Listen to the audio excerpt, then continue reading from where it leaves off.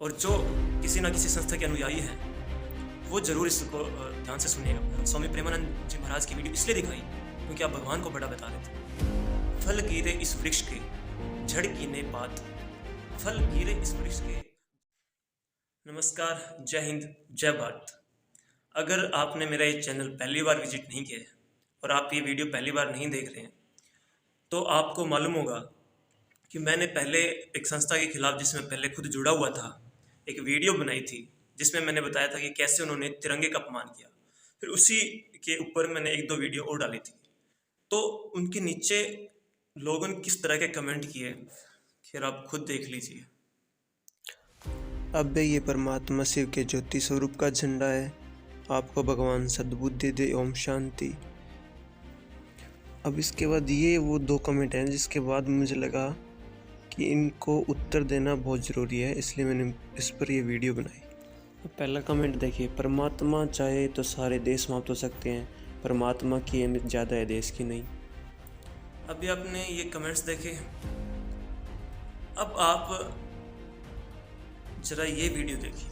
मेरा एक क्वेश्चन था, मतलब मेरे मन में हरि और देश प्रेम दोनों हैं, लेकिन मेरे लिए देश प्रेम ज़्यादा इम्पोर्टेंट है, तो मतलब ये सही नहीं, है? हम भी देश प्रेमी हैं। हमारे भारत की जब बात आएगी तो जैसे माँ और सेवा दो हैं, तो भारत हमारी माँ है और सेवा हमारी साधुता है। जब देश की बात आ जाएगी तो हम एक देश के नागरिक के रूप में खड़े मिलेंगे, साधु के रूप में नहीं। गला उतराना होगा तो वहीं खड़े मिलेंगे, तिरंगे के नीचे हैं, तिरंगे के बाहर नहीं है। देश की जब बात आएगी तो वहाँ ये चंदन तिलक दूसरे नंबर में, पहले हम खड़े मिलेंगे, क्योंकि इसी देश में रहकर हम भगवत अर्चना कर रहे हैं, इसी देश में रहकर हम भगवत आराधना कर रहे हैं। इसी देश की मिट्टी ने हमें वो दिया है जो हम कह नहीं सकते। हम ऐसे देश में पैदा हुए, गंगा यमुना के पावन मिट्टी में पैदा हुए, तो हमारा देश हमारे लिए सर्वप्रथम, हमारा भगवान है हमारा देश। तिरंगा हमारे लिए वो जहाँ हमारा सर झुकता है, उसमें ये नहीं कि हम बाबा जी हैं। बाबा जी दूसरे नंबर में, पहले हम भारत देशवासी हैं और हमारा जीवन देश के लिए है। अब आप मुझे बताइए, क्या ये संत नहीं है? क्या इनको भगवान की प्राप्ति नहीं होगी? क्या इन्हें मोक्ष की प्राप्ति नहीं होगी? तो फिर ये कमेंट करने वाले जो भगवान को इस देश से बड़ा बताते हैं, उनसे मैं ये कहना चाहता हूँ कि भाइयों, अपने आप को उनके अनुयायियों के रूप में कम, एक भारतीय के रूप में ज़्यादा देखिए। और जहाँ तक देशभक्ति की बात है, आज मैं आपको एक छोटी सी एक कहानी सुनाता हूँ। एक बार एक कवि एक राह से गुजर रहा था, तो उन्होंने एक पेड़ को देखा जो कि लगभग नष्ट ही हो चुका था। सारे पत्ते, सारे फल उस वृक्ष से गिर चुके थे, लेकिन उस वृक्ष पर कुछ पक्षी बैठे थे। उन पक्षियों को देखकर उस कवि ने उनसे कहा, हे पक्षियों, फल गिरे इस वृक्ष के, झड़ गिने पात, फल गिरे इस वृक्ष के, झड़ गिने पात। अरे उड़ते क्यों नहीं पक्षियों, जब पंख तुम्हारे साथ। अब इस पर पक्षियों का क्या जवाब आता है, जरा वो सुनिएगा।